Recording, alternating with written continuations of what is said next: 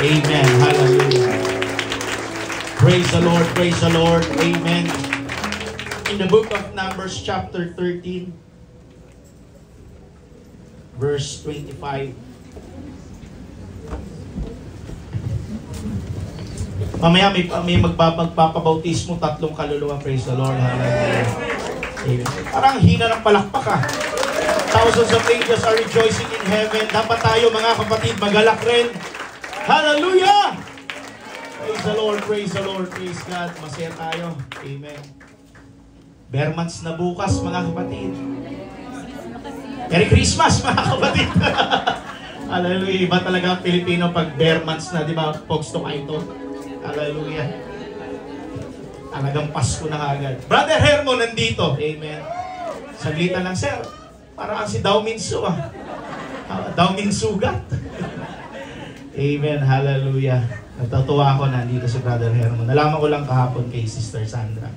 At na mamaya aalis din siya. Mamaya exit siya daw ng alas 11. Puntahan niya yung asawa niya. Namimiss yan eh. Baby time yan pag-uwi mamaya. Anyway, hallelujah. At salamat sa ating lahat mga kapatid. Masaya ba kayo nakikita niyo ang bawat isa? Sa lahat ng ating mga panauhin, hindi po ito aksidente na nandito ka. Ito ay kalooban ng ating Panginoon. Amen. Tutuwa kami, lumalago ang Bible study natin doon sa bayanan. Sister Alona, Brother Joel, hallelujah. Glory to you. Tigiro lang. Masaya tayo, nandito sila ngayon. Amen. Kompleto. Hindi man, pero lumalago doon. Hallelujah sa tulong ng ating Panginoon. At meron kami bagong bubuksan na Bible study muli ni Brother Joel. At sabi niya, Pastor Trinitarian yun. Maganda ka. So, gwardiya daw yun. Amen. Bahala ng Panginoon. Basta naman, pag tayo nasa katotohanan, wala dapat tayong ikatakot, diba? Pag alam natin nasa atin yung katotohanan, hallelujah, hindi tayo iiwan ng ating Panginoon. Okay? May mga Bible ba kayo mga kapatid? Hallelujah. Isa ko lang gawin ito, Bible's up. Isa ko lang ito gawin mga kapatid, and I hope. Parang wala ng mga Bible yung mga lalaki. Hallelujah. Praise the Lord. And put your Bibles down and let us open our Bible in the book of Numbers chapter 13 verse 25. I will read it on New Living Translation. The Bible says, after exploring the land for 40 days, the men returned to Moses, Aaron, the whole community of Israel at Kadesh, o yung tinatawag na Kadesh Barnea. Sa Bible School pinag-aaralan yung Kadesh Barnea. It is a southern part ng Canaan, mga kapatid. So, dito kasi, nasa border na sila ng malapit na nila. Siguro mga 38 years na sila nag-spend sa wilderness. At Kadesh in the wilderness of Paran, they reported to the whole community that they had seen and shown them the fruits they had taken from the land. This was their report to Moses. We entered the land you sent us to explore, and it is indeed a bountiful country. Everybody read this. A land with milk and... Ulitin natin. A land Amen. A land flowing with milk and honey. Parang grade 2 kayo magbasa. Here is the kind of fruit it produces. Sa mga before ng mga verses na ito sa up ng verse 25, makikita natin ang dala ng mga 10 o ng 12 spies ay a bunch of grapes na kung saan hindi lang isa ang nagbubuhat, kundi 2, 3 tao ang nagbubuhat dahil malalaki ang mga prutas. May mga dala po silang mga pomegranates and figs, mga kapatid. Pinresent nila ito kay Moses at kay Aaron. Verse 28, this is the negative, nadala ng spies. But the people living there are powerful, and their town are large and fortified. We even saw giants there, the descendants of Anak, o yung tinatawag na Nephilim. The Amalekites live in the Negev, the Hittites, Jebusites, Amorites live in the hill country, the Canaanites live along the coast of the Mediterranean Sea and along the Jordan Valley. Here's the turning point, the game changer here, verse 30. But Caleb tried to quiet the people as they stood before Moses. He said, let's go and at once to take the land. He said, we can certainly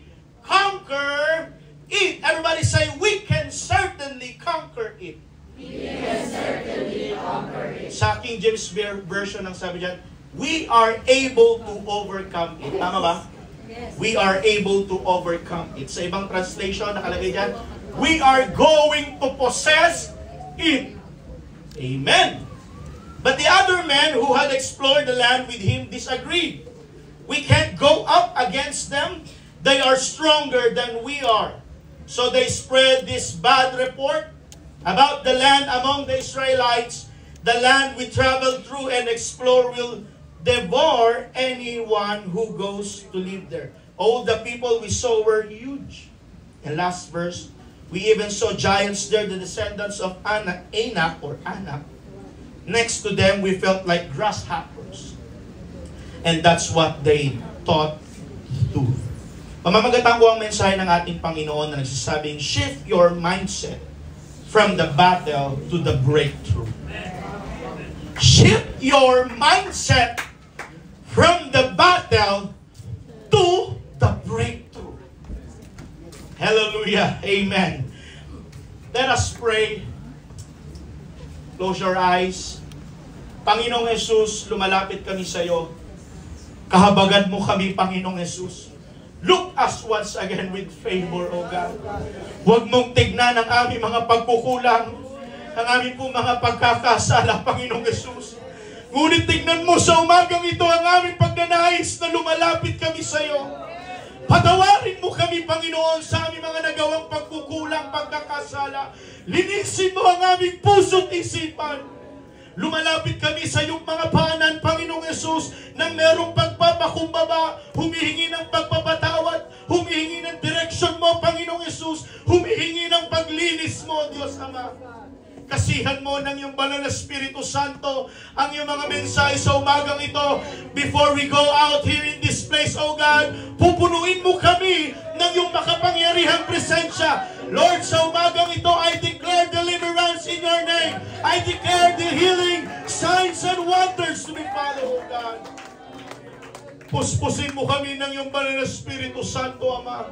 At ang gawa ng kaaway, Lord, I rebuke it in the name of Jesus Christ. Walang gagawa, walang puwang ang kaaway sa umagang ito, sa lugar na ito. Dahil ang lugar na ito ay lugar mo, Panginoong Jesus. Ikaw ay nasa aming kalagitnaan, Panginoong Jesus. Send your thousands of angels to protect this place. Na hindi maagaw ng kaaway ang aming mga pag-iisip, O Diyos, kundi makapag-focus kami sa mga salita mo. Busugin mo kami ng iyong mga salita sa umagang ito. Be with us today, Lord God. Anoint thy servant, anoint your people, and bless your words. In Jesus' mighty name we pray. Amen. Put your Bibles down and let's give 100 best clap offering to Jesus.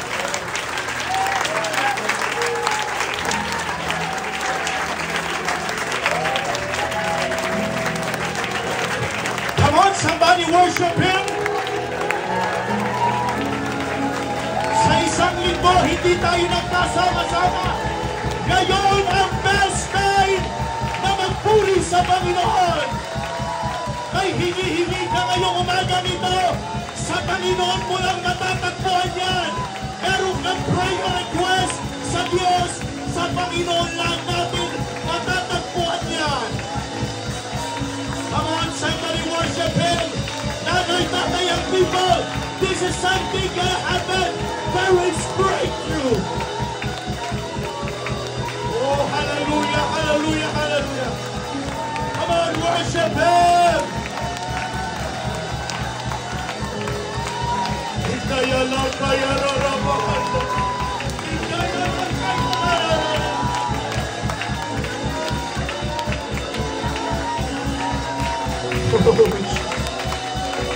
Hallelujah, hallelujah. Praise the Lord, praise the Lord. Bago kayo umupo, mga kapatid, kamayan mo ang iyong katabi at sabihin mong sabay na tayong umupo. Thank you, mga kapatid. Please be seated.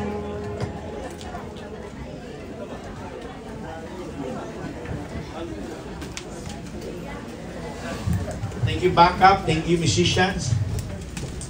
Hallelujah. Shift your mindset from the battle to the breakthrough. In case, church, na makalimutan po natin mga kapatid. Balikan lang natin ang kaunti. Ang mga Israelites, they are captivated. Inalipin po sila ng mga Egyptians for 430 long years sa pang-alipin at pagpapahirap. Hallelujah! And in case you don't know, church, ang Israel po ang bansang favored. Ang nasyon na kung saan nasyon ng ating Panginoon. They are highly favored country. Kakaiba po sila mga kapatid. Ibang klase po ang bansang Israel. And most of their battles are winning. Bakit? Kakampi po nila ang ating Panginoon. Hindi sila pababayaan ng Diyos. That sometimes nagkukulang man sila, pero yung favor nasa kanila. Dahil bayan ng ating Panginoon yan. Hindi niya pwedeng iwan yan. Hindi niya pwedeng pabayaan yan. Pero sa kabila po ng favor na yan, sa kabila po ng grace ng ating Panginoon, para po sa kanyang bayan, pinahintulutan pa rin ng Diyos na sila po ay mag-suffer ng slavery. Everybody say slavery. Dumaan pa rin sila sa pagkakaalipin sa kamay ng mga Egyptians for almost 11 generation. That is equivalent to 430 years. Sobrang tagal nun. Biruin mo, ikaw ng anak, yung anak mo, yung apo mo sa tuhod hanggang 11 generation, nagsasuffer sa pang-aalipin ng mga Egyptians under the Pharaoh. But by the grace and power of God, sila po mga kapatid ay inalis ng ating Panginoon mula sa pag-aalipan patungo sa paglaya. Amen. And I believe this is a word for someone also of you today. Na kahit ikaw man ay naaalipin ngayon sa umagang ito, feeling mo ikaw ay nababalot ng takot at depression at pressure ng buhay. Feeling mo ikaw hindi ka makalaya in many areas of your life. Hallelujah! Feeling mo ikaw na ay nakagapos sa malaki at mabigat na responsibilidad. I tell you, there's a word comes from the Lord. God can set you free. I say it again, the Lord can set you free. God can set you free. Pwede kang mapalaya ng Panginoon. Naalipin ka mga kapatid sa trabaho mo. Naalipin ka, hallelujah, nabubuli ka sa school. But God can set you free. Hallelujah. Sila nga 430 years inalipin. Tayo pa kaya? That we are living now in the grace of God. But after ng freedom, additional 40 years ng wilderness. Tatakbo 430 plus 40 years. Ilan ang beses sila nun? Ilan na? Do the math. 400? Ang tagal ng pagtitiis ng bayan ng ating Panginoon. And in case makalimutan nyo, hindi nyo po alam mga kapatid, ang mapa at ang history, it takes 11 days journey lamang mula sa Egypt papuntang Promised Land. 11 days lang na journey na paglalakad. Pero inabot sila ng 40 years mga kapatid. Pwede kayo mag-amen mga kapatid, nandito lang ako. Amen. So after ng 40 years, finally, nandyan na sila sa Promised Land. Tatawirin na lang po nila mga kapatid. Again, 40 years. Yes. And in other words, from slavery, God ushered them into a new place, into a new season of their lives, into a new destiny of their lives. At kung papansinin niyo mga kapatid, mula Old hanggang New Testament, hallelujah, ang Diyos ay laging may nilalaang bago sa kanyang mga anak. Willing ang Diyos na dalhin ka sa bagong sitwasyon, sa bagong lugar ng buhay mo. Sa buhay ng mga judge, sa buhay ng mga naging hari, sa buhay ng mga naging propeta, sa buhay ng mga apostles, sa buhay ni Apostol Pablo, hallelujah, itong mga taong ito, binago ng ating Panginoon ang kanilang buhay. At tayo rin, kaya tayong baguhin ng ating Panginoon. Kahit gaano ka pa makasalanan, yes, sabihin ko sa'yo, kahit ang kasalanan mo, nakapatay ka, nang rape ka, lahat ko, ano bang maisip nyo, mabigat na kasalanan, kaya tayong patawarin ng ating Panginoon. Jeremiah chapter 29 verse 11, for I know the plans for you, declares the Lord. Plan to prosper you and not to harm you. Ibig sabihin, mga kapatid, ang plano ng Diyos para sa atin, hindi para mapahamak tayo, kundi magkaroon tayo ng buhay. Mahina ang palakpak, hallelujah. Come on, worship Jesus. But listen to this, church. Lahat tayo, kasama ang mga tao sa Bible. Aminin natin, hindi po madali ang nagiging journey natin ngayon. O sa madaling salita, hindi po madali ang buhay Kristiyano. Have you na-encounter niyan? Na hindi madali ang buhay Kristiyano, mga kapatid. Sa buhay ng isang Kristiyano, kasama ang pagtitiis, kasama ang pagpapakumbaba, kasama, mga kapatid, ang pagsunod, kasama ang kabanalan, especially sa kababaihan, na meron kang pinagtatanggol na kabanalan, nagpapalda ka, nagpapahaba ka ng buhok, kasama yan sa pagtitiis natin nung tayo naglingkod sa ating Panginoon. Sa Israelites, hindi naging madali 40 years. Kailangan pa nila that time, kailangan pa nilang magpalit ng leadership. Kailangan nilang magpalit kasi may paparating na new generation. Malapit na mamatay yung first generation. Kasi yung unang generation, listen to this, yung unang generation, walang nakapasok sa promised land. Yes. Roughly estimated, 2 to 3 million ang lumabas from Egypt. Pero walang nakapasok. Sino lang ang nakapasok? Si Joshua at Caleb lang. And there is a lesson from that. Did you get my point, church? 2 milyon, 3 milyon ang lumabas sa Ehipto, sa Egypt, pero 2 lang sa first generation na nakapasok sa lupang pangako, and that is Joshua and Caleb. But this new generation, pagkatapos mamatay ng first generation, finally they made it. Sa madaling salita, gustong ipaunawa sa atin ng ating Panginoon na ang gusto ng Diyos na mangyari sa atin, dalhin tayo sa new season and new destiny ng ating mga buhay. At habang papunta na tayo doon, mga kapatid, ma-remind tayo ng Diyos sa kanya mga pangako. Mga anak, it is not going to an easy journey, but through the help and power of Jesus which is in you. Greater is He that is in me. Greater is He that is living in me than he that is in the world. Mas higit ang nasa atin dahil nakampi natin ang ating Panginoon. Naririnig niyo ba ako, mga kapatid? Greater is He that is in me than he that is in the world.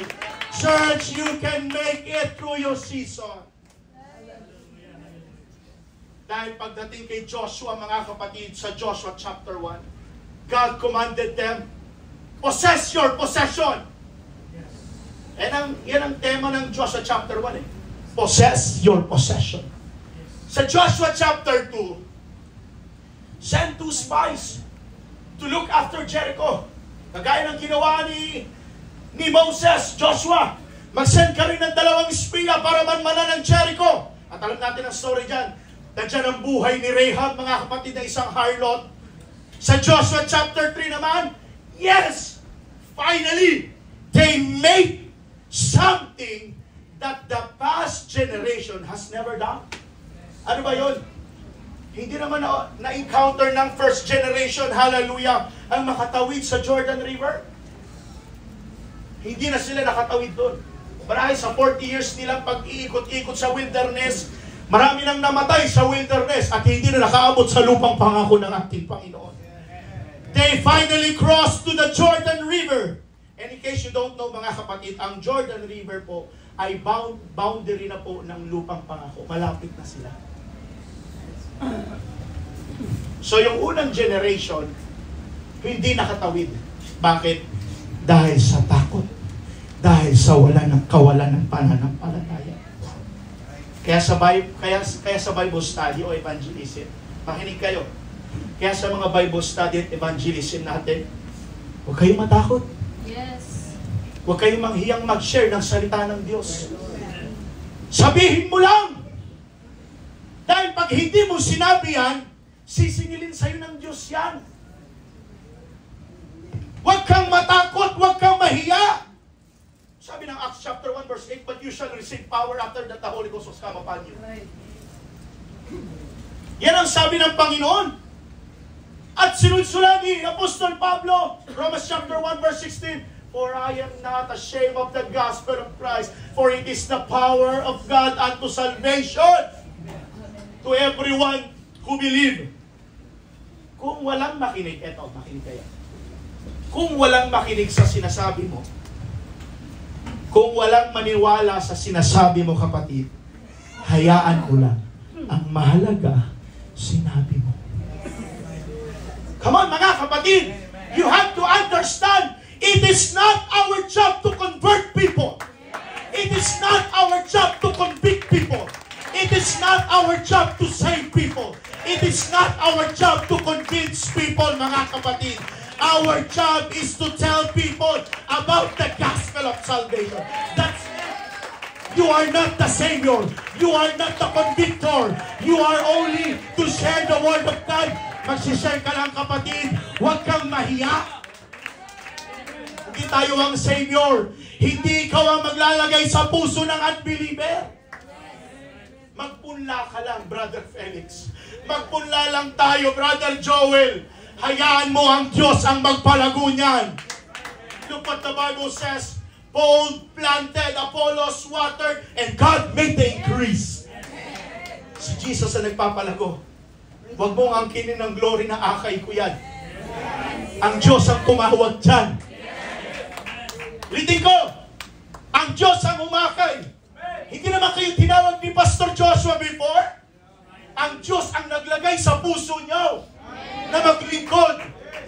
Ginamit lang ng Panginoon ang mga nauna sa atin, hallelujah, to share the gospel of Christ. Kaya kung ikaw nakarinig ka ng word of God na yan, walang dahilan para hindi mo ibahagi sa ibang tao. Naririnig niyo ba ako, mga kapatid? Wala pong ibang dahilan para ipagdamot mo ang una mong napakinggan before. Palakpakan natin ang ating Diyos. Nandiyan ba kayo, mga kapatid? Pag may takot ka, hindi ka makakausad. Yan ang nangyari kay Pedro. Makakausad ba si Pedro sa Panginoon? Kung pinairan niya ang takot? Hindi. The Bible says, pakunting-kunting lumulubog si Pedro. Dahil nakatingin siya sa tubig, malakas na alon, malakas na hampas ng hangin. Pero kung titingin siya si Pedro sa Panginoon, hindi siya lulubog eh. Church, tingin sa Panginoon, huwag kay Pastor Judah. Huwag tingin! Huwag tingin sa paligid, sa Panginoon ang tingin. Walang kaligtasan sa lahat ng paligid mo. Nasa Panginoon ang kaligtasan. Amen? Sabi mo sa katabi mo, huwag kang matakot, Brad. Huwag kang matakot, sis.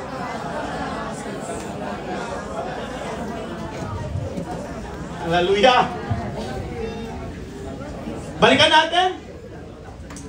Ang sarap tingnan, mga kapatid, ng bayan ng ating Panginoon. Yes, finally, they made it. But actually, listen to this. Muntik na kaya silang hindi makarating. I want you to be clear with this. 2 weeks pa lang ng freedom na binigay ng Panginoon sa kanyang bayan, 2 weeks pa lang, Brother Arvin. 14 days pa lang. 14 days pa lang nila nakakalabas sa Egypt, papuntang Promised Land. Ibig sabihin, 2 weeks pa lang, silang nagta-travel. 400 years po silang alipin, ha? 2 weeks pa lang silang nagta-travel. Nagsimula na silang nagreklamo. Hallelujah! And ever since that 14 days start their journey, hanggang 14 years, wala na pong ibang bukang bibig ang bayan ng ating Panginoon kundi magreklamo ng magreklamo. Hindi na sila huminto kakareklamo. They keep complaining all the time, Moses. Walang hiya ka, Moses. Dinala mo kami rito. Ano ka ba? Totoo ba talagang may calling ka sa Diyos? O baka kuro-kuro panaginip mo lang yan? At ang kanilang complaint, here's the thing. Matatawa kayo, Numbers chapter 11 verse 5. Pakilagay, Franz. Ito ang kanilang naaalala. Ating naaalala ang isda na ating kinakain na walang bayad sa Ehipto. Brad, yung mga Israelites, namimiss nila yung paksiw. Namimiss nila yung escabeche. Namimiss nila yung pritong galunggong. Namimiss nila yung adobong isda. Oh! Ano pa? Ang mga pipino. Oh, hallelujah, ang halimunak ng pipino. Buti pa sa Egypt may pipino, sa 99 silog wala.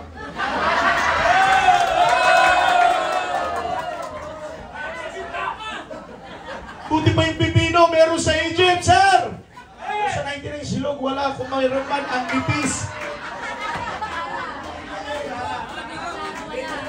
Ayan ang namimiss ng mga Israelites sa Egypt. Oh, sarap. Sarap, Brother Sam. Dapat magluto ka naman. Ang sabi dyan, namimiss, naaalala nila yung pipino. Balik mo, Franz. Sa Numbers 11 verse 5, namimiss nila ang pipino, mga melon, uy, melon. Namimiss nila ang puwero, ba, ang mga sibuyas at bawang. Namimiss na siguro nila yung pagkikisa. Siguro namimiss nila yung arroz caldo na may sibuyas at bawang. Yan ang namimiss ng Israelites sa Egypt. Bakit? Bakit sila nagreklamo? Abay nako, Moses, puro na lang mana, puro na lang quail eggs. Wala bang paksiw dito? Wala bang arroz caldo dito? Mas namimiss nila ang pagkikisa. Nakakatawa, di ba? Yan ang namimiss ng Israelites. Help, help, help! Listen to this! To the point na nakita nila ang paghati ng Red Sea. Yes, amen. To the point na nilunod ng Diyos ang Pharaoh. To the point na nakita nila ang pillar of clouds by day. To the point na nakita nila ang pillar of fire by night. Nakita nila yung mana na nahuhulog sa itaas. Pero mas namimiss nila ang isda. Amen. Say it. Hallelujah! Siguro sila Moses, nakamiss din, no? Nakakamiss ang pagluluto nila. Ang sabi ng Bible, naaalala ang isda na ating kinakain ng libre. Walang bayad sa Egypt. Hallelujah! Hindi niyo ako naiintindihan, mga kapatid. Yes, say it. Bigyan ko kayo ng magandang klaro. Mas na in love pa sila sa Egypt kesa sa pangako ng Panginoon. Mas na in love pa ang mga Israelites sa Egypt kesa sa pangako ng Panginoon na palalayain ko kayo, makakamtan nyo ang lupang pangako. Pero mas na in love sila, mga kapatid, sa mga material things, hallelujah, ng Egypt. Alam nyo ba, na isa yung mga bagay na nakakatakot na pwede mangyari sa isang Kristiyano? Makinig kayo. Ang mahumaling tayo sa mundo over heaven and material things. Ang mahumaling tayo sa kalayawan ng mundo hanggang sa mabulag tayo ng dyablo. Ang ating paningin patungong langit. Ayaw nga ng dyablo na nagpupuri kay. Gusto ng dyablo? Lagi lagi kang late. Amen. Come on, say it. Ayaw ng Diyos umatin ka ng devotion, Brad. Kasi gusto ng Diablo, dating ka pagtapos na ng Sunday school. Yes, amen. Hello? Ayaw ng Diablo na nakikinig ka pag preaching time. Right, come on. Gusto ng Diablo, lagi mong katisura ng pastor mo. Amen, amen. Gusto nga ng Diablo na nakikipagdaldala ka every preaching time. Eh. Kaya pag dinadaldal ko ka katabi mo ngayon, rebuke mo, Brad. I-rebuke you. Pag dinadaldal mo ako, shut up, Brad. Shut up, sis. At ito pa, gusto ng Diablo na ikaw ang pagmulan ng division sa loob ng church. Gusto ng Diablo, ikaw ang pasimuno dyan. At gustong-gusto ng Diablo, listen to this, mabackslide ka. Gagawin kaya lahat ng Diablo makakaya niya para tumalikod ka sa Kanya.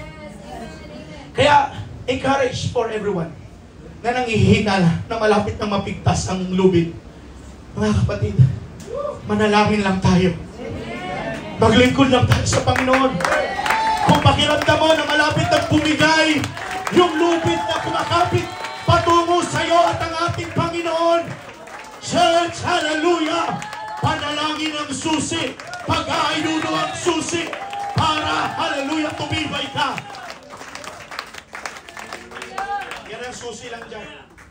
Wala kami ibang pwede ma-encourage sa iyo. Kung nahihina ka pinansyal, wala naman akong pera para ibigay sa inyo. Hingi ka ng tulong sa Diyos. Hingi ka ng agapay ng Panginoon. At ang Diyos ang magbibigay sa iyo ng garantisadong tulong na kailanman hindi mo makakalimutan sa buhay mo.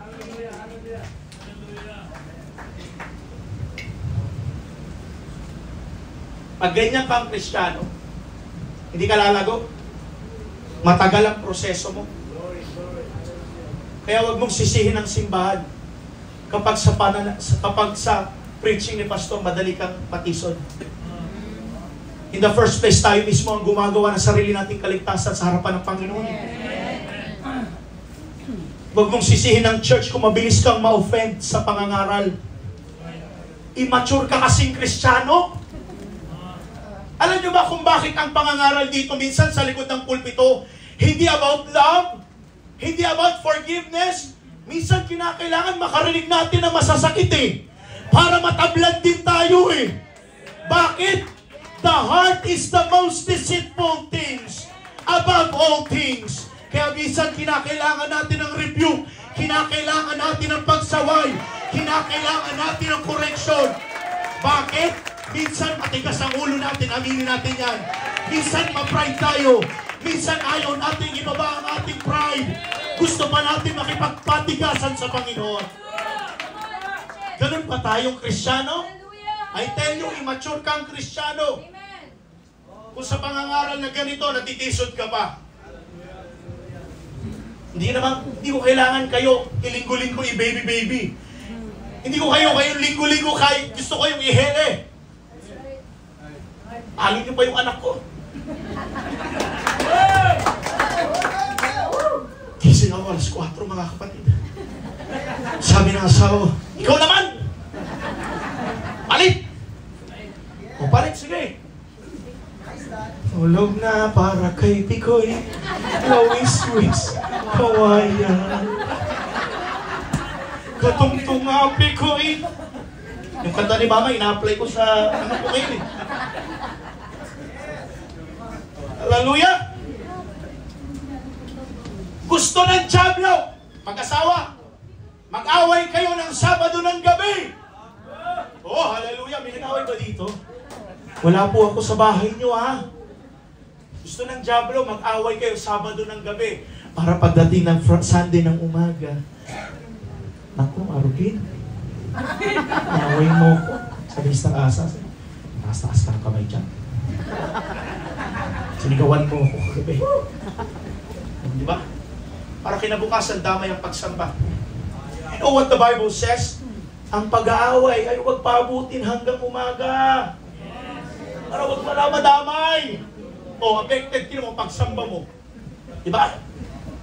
Kaya dapat pag Sabado ng gabi, good mood na kayo. Mga young people, huwag kayong pasaway sa magulang nyo. Lahat ng young people na pasaway, say hallelujah!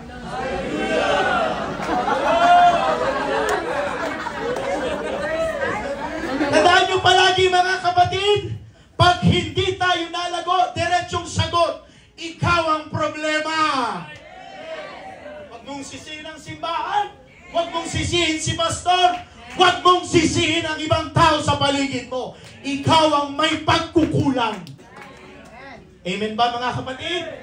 Everybody shout, clap your hands. Praise the Lord, may nadali pa ako.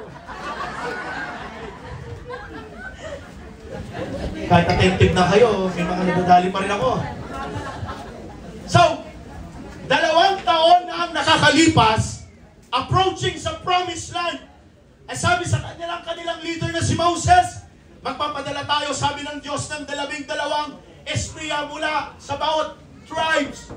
Sa tribe ni Judah, tribe ni Reuben, ni Gad, Asher, lahat, magpapadala tayo. Yan ang sabi ng Diyos.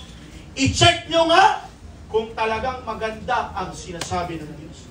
Kasi di ba mga kapatid, base po sa sinabi ng ating Panginoon sa kanila, yung promised land ay merong maganda, may mataba, matabang agrikultura, matabang lupa pala, sorry. May matabang lupa at matabang agrikultura. Hallelujah. Sorry po ha, alam nyo, pag sinasabing mataba, hindi lang isang tao, Ate Jong, nasasaktan. Nasasaktan din kami! Hallelujah. Hero lang.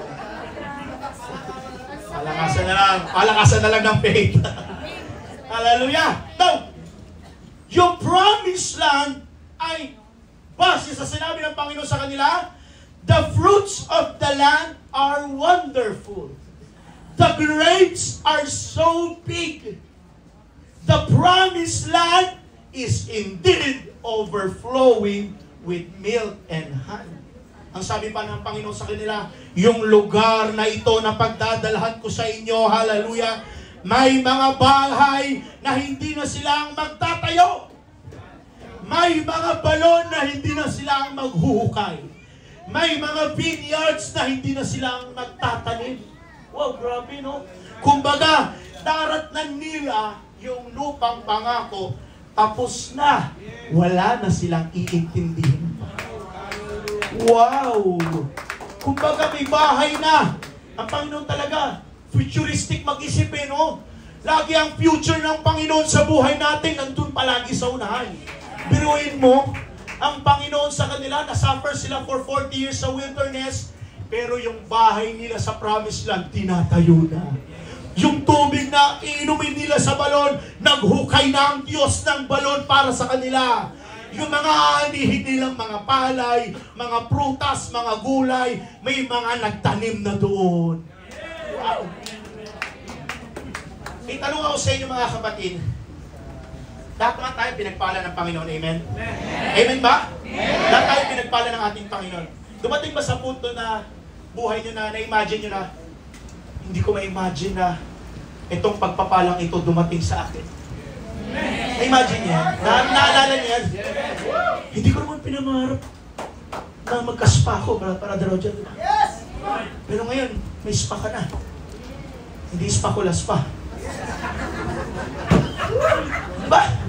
Hindi mo ma-imagine sa buhay mo na ganito ang mararating mo, Brother Hermon, galing pang Belgium yan. Pero walang pasalubong sa atin ata. My God. Hindi mo natin ma-imagine. Pero ang Panginoon, mga kapatid, lahat ng yan mga bagay na yan, siguro 5 years, 2 years from now, may nakalaang pagpapala ang Panginoon sa atin. Antay lang. Matutong magantay lang. Ricanel, bibigyan ka ng magandang trabaho ng Panginoon. Ipapasa ka ng Diyos sa board exam. Parang prophecy yun ah. Claim it. Kasi ang Panginoon, ang pangako ng Diyos, panghawakan natin yon. Plan to prosper you and not to harm you. Hindi para mapahamak tayo, kundi magandang buhay, magandang kinabukasan para sa kanyang mga anak. Hindi nga tayo kumakain dito isang beses lang sa isang araw eh. Tingnan mo, mga young people dito, nagtatabaan. Mga tatay din, lalaki ng mga tiyan ng nanay, oh. Diba? Sana naman akong sinasabi na pangalan, pero kung natatamaan ka, baka sa'yo talaga yun. Kasi biyaya ng Panginoon yun eh. Hindi lang 2 beses kumain sa isang araw. 4, 5 beses kumakain sa isang araw, di ba? Oh, dami natin kinakain, mga kapatid. Hindi na magkasya yung mga long sleeve nyo. Now, ang kanilang report, Moses, pinag-aralan namin maigi ang lupain at natuklasan namin ito'y mayaman, masagana sa lahat ng bagay. God is right sa kanyang promise. Totoo. Malago, bountiful, full of milk and honey ang promised land. At ito ang katunayan, Moses. May dala kaming isang buwig ng ubas. May dala kaming granada. Hindi granada kasi ang Tagalog ng pomegranates. Granada. Tama, di ba? Granada. Grenades. Grenades pala, hindi granada. Pomegranates. At may dala kaming figs. Sa atin nga dito mga kapatid, yung grapes, di ba? Ang liit lang, di ba? Isang putulan ko pa ng isang tangkay ng tindera. Bawasan pa. Pero doon sa kanila, 2, 3 ang nagbubuhat ng bunch of grapes. Ibig sabihin, ang lalaki ng ubas siguro doon. Siguro yung ubas doon, silaki ng bayabas, sir, melon. Yung bagong ani ng bayabas mo, sir, ganon kalaki. Kasi 2, 3 tao ang nagbubuhat eh. Nanguha rin sila ng bunga ng ibang mga prutas. Sa verse 28, pakilagay.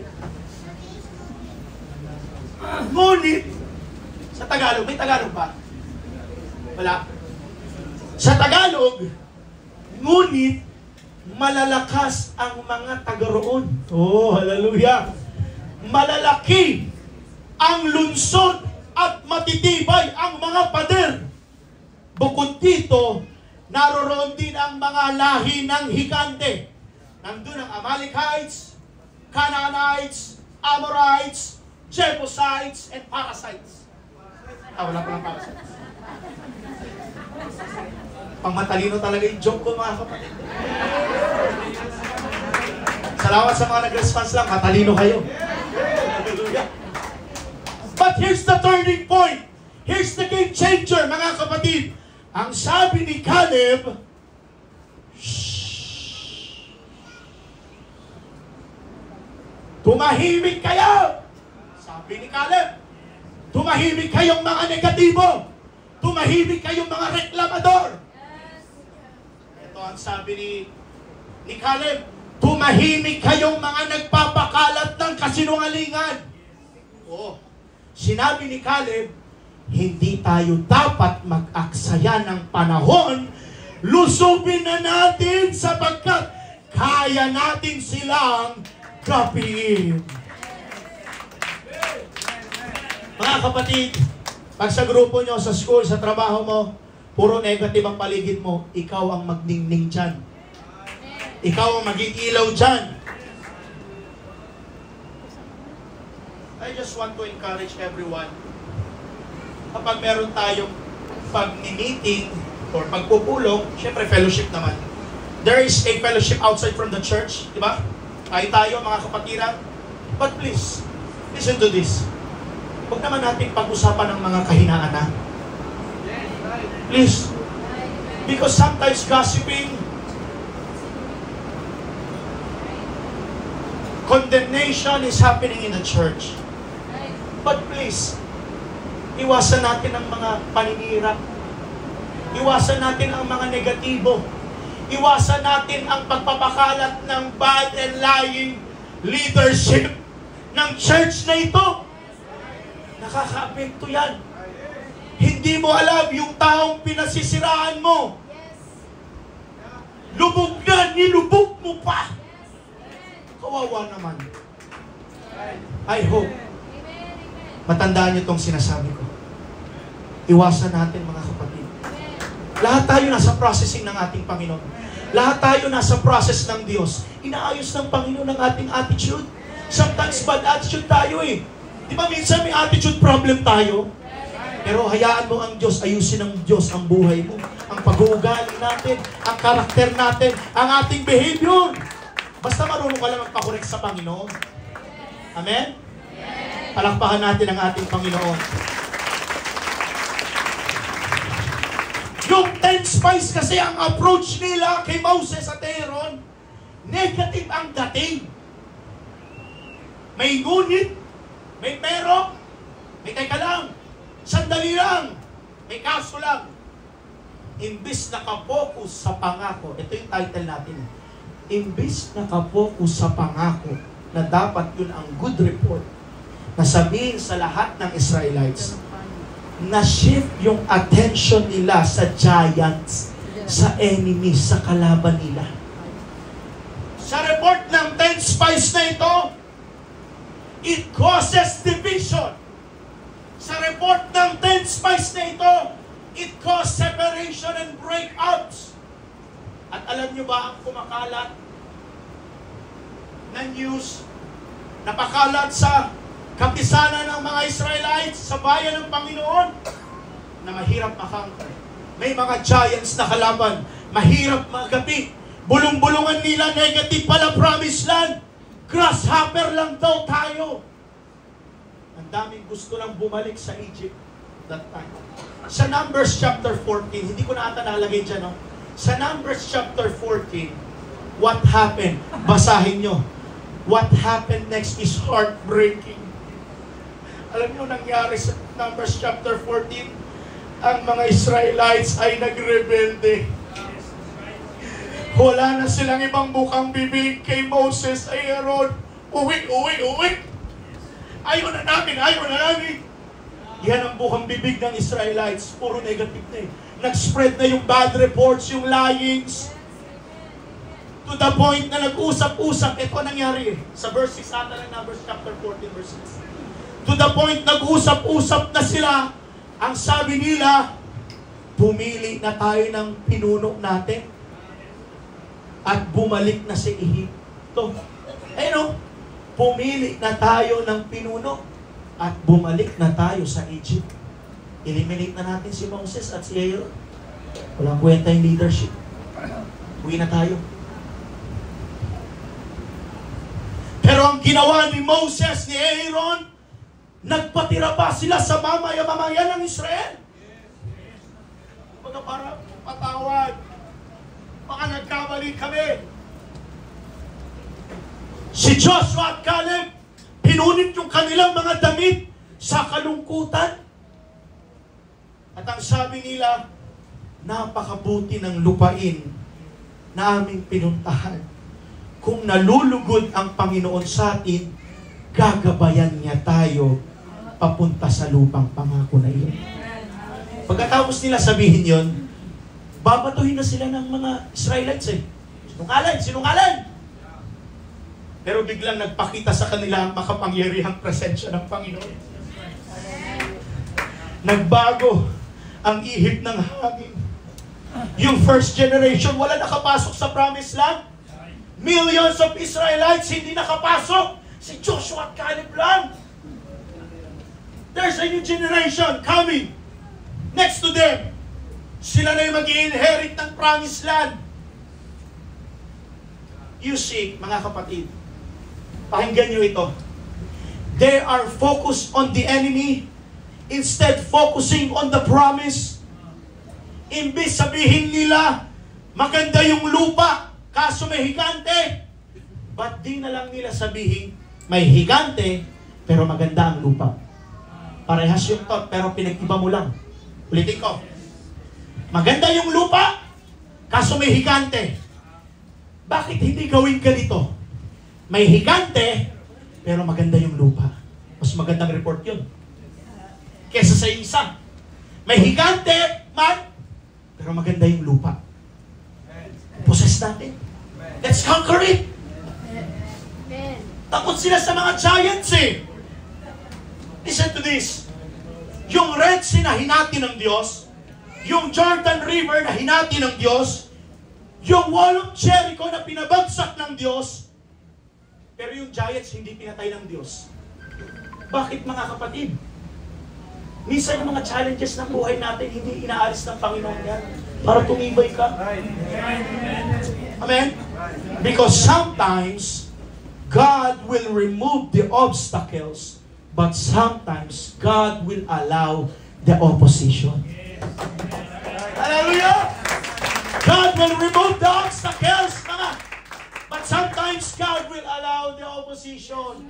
Parte ng buhay natin ang mga opposition ng buhay natin. Part ng buhay ang ma-discourage, mawalan, masaktan, maligaw. Pero huwag ka mag-alala. Kayang alisin ng Panginoon yan. Inaalaw man ng Panginoon ang mga kabigatan, pagsubok ng buhay. Huwag ka mag-alala, isurrender mo sa Panginoon. Malapit na ako matapos. Joshua and Caleb saw the breakthrough. They knew that the battle was not theirs, but the Lord's. They reminded the people that the victory was already secured because God was with them. They didn't deny the challenges, but they knew that the outcome was already determined by the Almighty God. Their faith led them to believe that the breakthrough was inevitable as long as they trusted in God. Church, God has already promised us victory. Amen.